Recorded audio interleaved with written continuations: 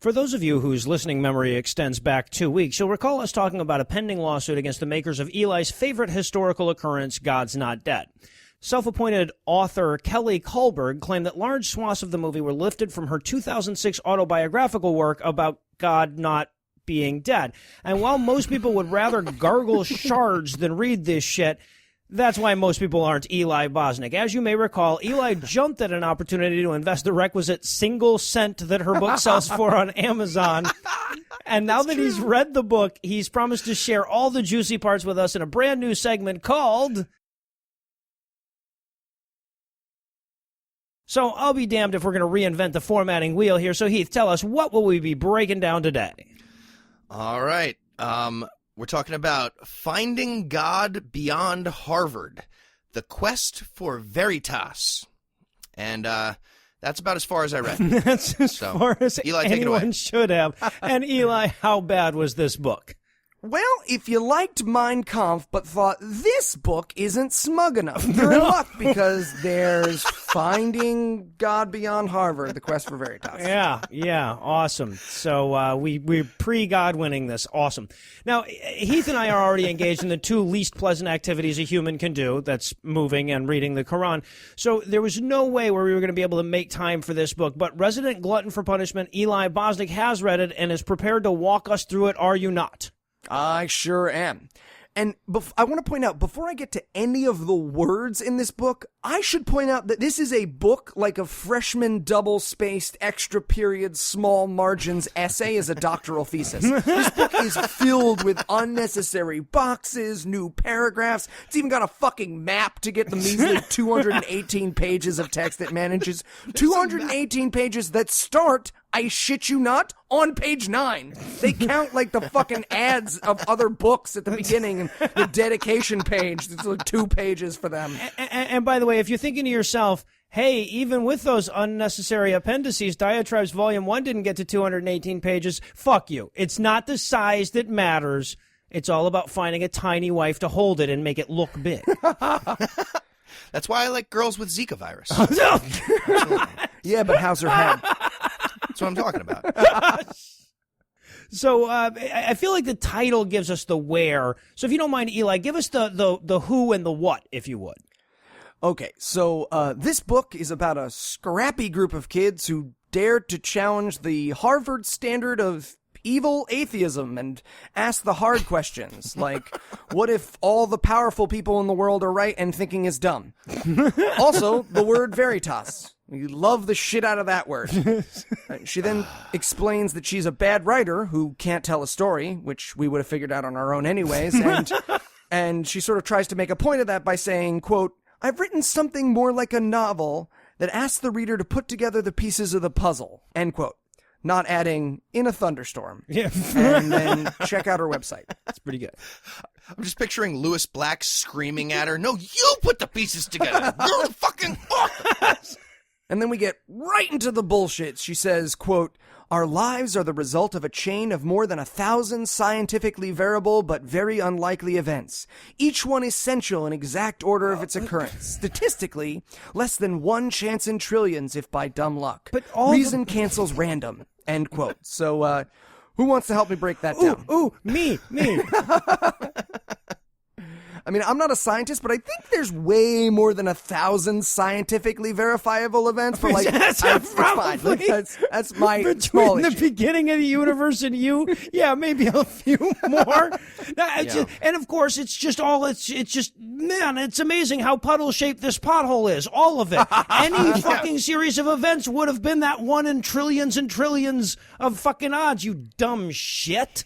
History happened exactly like history. It's amazing. What are the odds? Yeah, I'm not going to think about it. Also, little note, she says, quote, I want inside of things, end quote. So, nice, we have something in common. She then points out how cool everyone thinks the Veritas forums are, and that maybe, when you think about it, Veritas is the coolest club of all. Oh, I see. Yeah, Harvard wasn't really doing anything for society until 1992. Yeah, pretty much useless finally they before that. got around to it. And you've got to digest all of this manure before you even reach chapter 1, correct? Oh, yes. This is the wild, wild west of books. It always gets worse. There's always a next and a worse. All right, so chapter 1, I believe the title is Through the Darkness. That's clever. That's creative. Yes. And this is where we get the first space filler idea she came up with, which is her quote-unquote journal entries, which are written in a cutesy fake script so that you, the reader, get all the joy of going, fuck, how does cursive work? That's an L? How is an L just a tall circle? Add cursive journal entries, check. Sorry, I went in on some of that sweet 1 cent on Amazon money, so... We should buy every copy of this book and have like a Fahrenheit 451 party. Like some fucking s'mores. I think I could find the funding in my couch. Right. I should also point out that it is not a coincidence that some of the most heinous shit in this book is written in her little journal form. She was definitely hoping that people would skip the journal entries, but I didn't. Right. Then we learn that she's not a student at Harvard. She's a part-time chaplain at Harvard and a student at Harvard's divinity school. And she's worried because it seems like all this learning is fucking up the whole God thing. And she's going to come back to this over and over she's right. and over again. Here, spoiler alert, the messages of this book are pretty simple. We have a black friend, Latin means that education is supposed to be Christian, and the modern university's moral relativism is the cause of all the evil in the world. Oh, it's good to know. Good to know that up exactly. front. TLDR of this book. Please tell me she gets beat up by like a genius janitor at some point. Is that oh. Quam eis dotibly mala. One Latin nerd right now, losing his mind. And now, the story is going to start. Oh, okay. For those keeping track, we're about 10% in the book. This is chapter 2, Bewildered in the City. And nothing has happened except she's urinated twice on how awesome the story she's about to tell us is going to be. It's like Kirk Cameron introducing a Christmas movie, but here we go. So we start with the second stupidest quote I've ever heard. You ready, Noah? Grab something, bite down. Ow! Ow! Hold on. Too soft. Give me a second. Okay, now it's better. Okay. Quote. We live in a culture that has for centuries now cultivated the idea that the skeptical person is always smarter than the one who believes. You can be almost as stupid as a cabbage as long as you doubt. Today, it is the skeptics who are the social conformists. Oh, God. Dallas Willard, Veritas at Ohio State. Right, but the other 90% of us are blazing our own new trail. Fuck are you? How can you think that's right while you're saying it? And then we get another very clearly fake journal entry. It goes something like this. Dear Diary, I'm totally a college student. I am just walking around and I heard that Harvard Divinity School is going to be pretty hard on biblical literasts like myself. Because if you were thinking, hey, this happened at Harvard, well, yeah, Harvard Divinity School. Again, just to emphasize, the plot thins. Right. Harvard Divinity School. It's like a Rolex sundial. What the fuck are we even talking about? She should have to give you a whole nickel. Anyway, she goes to orientation, and even in her own story, she's a bitch. Like, she's sitting there, and everyone's making jokes about Jesus and like getting to know each other, and she's there thinking, they're just like the snake. What kind of preachers are they going to turn out here? And this is the first time I wrote "fuck you" in the margins of my book. Well, yeah, I mean, because if you're not careful, they're not going to learn how to magically wish for stuff good. What is a bad preacher? Yeah. Then she tells this crazy story about a Jew offering her ecstasy, and she says no because she's boring and terrible. So instead, like, the conversation turns to theology, and he points out that everyone thinks their faith is reasonable, and she literally writes, I'll have to think about that. But don't worry, she doesn't. Not even a little. And of course not. Never thinks about that. I guess they cut that scene in the movie about the drug-dealing Jew professor. That's weird. Saved it Which for is War sad Room. because I crushed my audition. Marlon Brando. And then she monologues for a few pages about how hard it was to be at Harvard, how everyone was gay, and they let the pagans have church too, and how her friend who had made a perfectly reasonable comment about how God hates fags nearly got, quote, burned at the stake, end quote. And no, she doesn't get the irony of using that phrase. Right. Wow. And on top of that, I cannot emphasize enough the scorn with which she speaks about tolerance and diversity. She puts them in fucking quotes every time she uses them, and it's so clearly a fucking fantasy, because every page just drips with her being a miserable bitch while everyone else went to college. And then she basically has a bit where she says, like, everyone said church was just old white men, but if that's the case, how come many people all over the world are Christian? Not because white men raped Christianity into them or anything, right? Huh? It's more like Prima knocked up. Am I right? Am I right? He knows. He knows. That's why they call it missionary. Better from a, rapey jujitsu perspective. Angles. Yeah. And then for the second and last time, we see Michael, the Jew who offered her ecstasy, and she says to him, why are you a Jew if the prophecies all came true? And because the story's made up and she got to write it, he doesn't say, yeah, when you've seen Pirates of the Caribbean 1, it's pretty easy to name the characters in the sequel. Right. So she talks about how they had this super great speaker come and talk about how awesome Jesus is, totally for real, and and she goes to talk to her professor about it, like, wow, I can't believe he didn't change everyone's mind instantly. And her professor responds, quote, but Kelly, students here don't equate logic and reason with truth. They see no connection, end quote. Oh. Not adding, I'm totally real. You're not making me up. And I'm sorry, this book just keeps getting crazier. Well, I certainly hope so. We've only got one bigoted stereotype of a character so far, so let's get our pennies worth. Because then she makes the claim that students at Harvard Divinity School stopped saying Jesus and started saying the J word. Oh, fucking bullshit. Well, yeah, and instead of Nehemiah, they would say N-word. I've heard PC stuff was out of control back then at Harvard. Yeah. Totally. She then quotes David French, who, if you Google David French, that's already way funnier than anything we could ever say about this book. But it's fine. The quote is, you find more intellectual diversity in most evangelical megachurches than in most universities. Well, yeah, because when you abandon true shit as a prerequisite for fucking intellect, there's more room for disagreement. It doesn't make me jealous of the UFO conventions. What a stupid fucking quote. This probably pissed me off more than any other quote you had in here. It's fucking ridiculous. Fun fact, I'm going to get what you just said tattooed on my chest and just start sending people on Twitter the picture. So she moans about that for a bit, and then there's this great moment where she points out that the dean of HDS got demoted for downloading a shit ton of porn onto his computer, which she uses as like a look how far the school fell moment, but I just thought it was fantastic. Yeah. In case we needed a 30 seconds during this bit, yeah. And the chapter ends with her writing a journal entry, and I shit you not, about how ironic it is that there were posters for anonymous hookups next to warnings about date rape and AIDS. And by the way, wow, you're wondering what I did with those pages as I read them. The answer was tearing them out and eating them. Wouldn't have been my first guess, but it would have been my first non-anal guess. So it was my first guess either way, anal or reverse rectogestion. Exactly. So now we're on chapter 3, Rumors of Another World. Oh, awesome. And this chapter is about her going to grown-up Jesus camp. I'm going to be very disappointed if she doesn't stick a flute in her pussy. Yeah, I have a feeling it'd be like jamming a sun umbrella into the sand at the beach, so...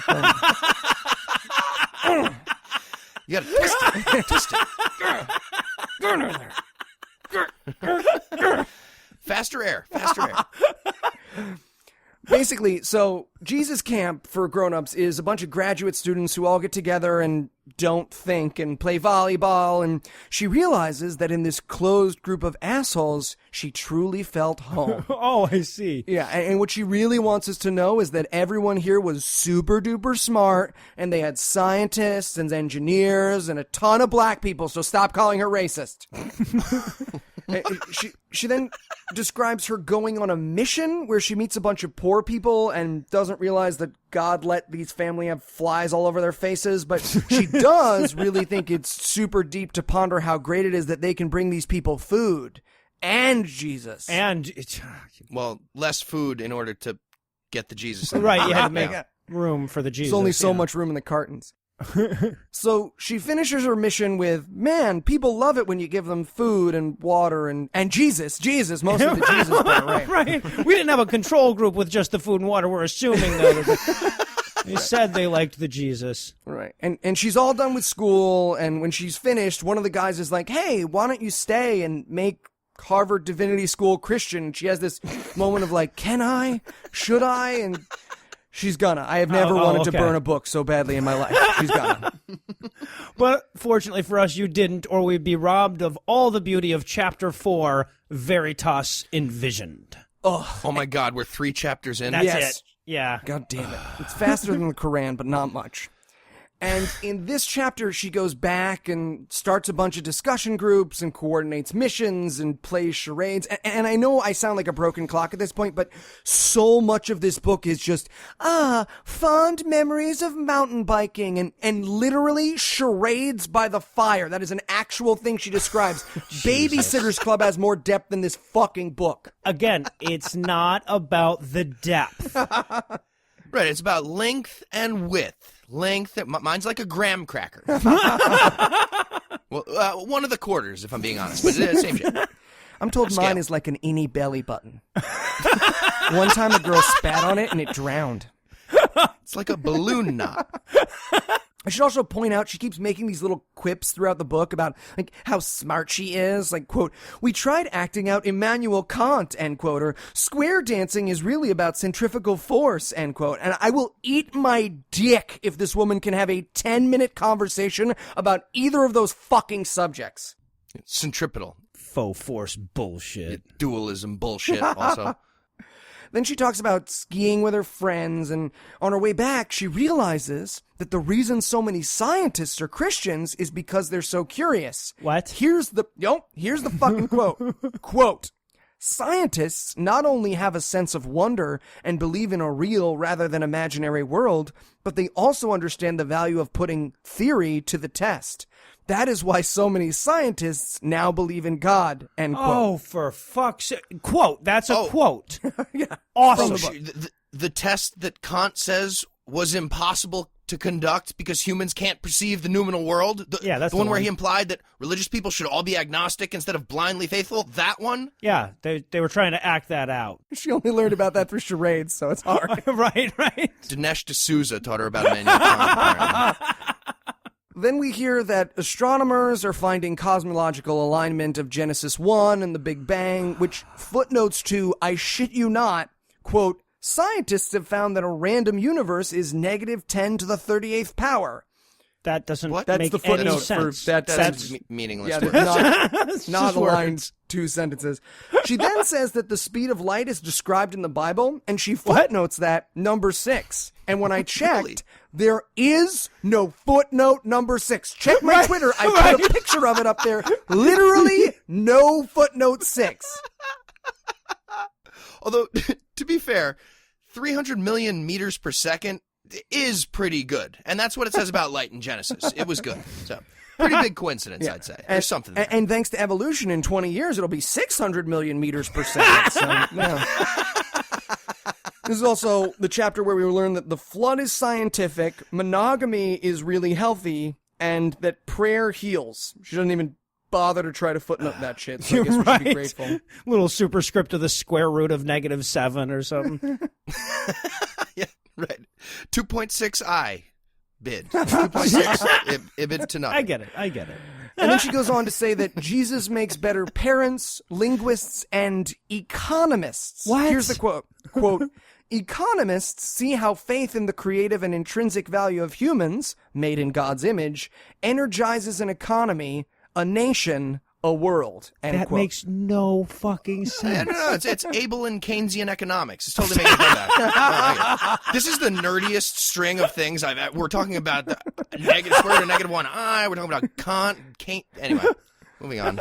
So she's trying to build the forum, but everyone hates her. And here's a journal entry. Again, they're tiny little things, but they take up half a page because she couldn't write well. Quote, perhaps we're not overtly persecuted so much as we assume constraints. Press on, end quote. Maybe it's less that the lizard people took over the world and more that the world surrendered to the lizard people. No, just no lizard people. Right. And then we go full fantasy world. So she wants to use the Harvard shield for her forum, and the dean says no, and she's like, how come you let the gays use the shield? Because according to her, there was like an LGBT group that had a shield with rainbow colors on it at one of the Harvard clubs and on one of their posters. And so the dean says, you're just like Jesus, and she gets to use the shield. I'm surprised she didn't walk away from this conversation on a flying horse. And then it's time for the first forum, and guys, it's super duper busy. Oh, shit. Great. I just can't wait to see how it's going to all work out. Actually, I can, and I'm going to, because unfortunately there's way too much stupid in this book for us to squeeze it into a single episode, so we're going to have to leave you hanging there and finish Eli's book report next week. But first, let me give the next week's exciting conclusion the hard sell. Will the people at Harvard abandon a dispassionate examination of the world in favor of superstition?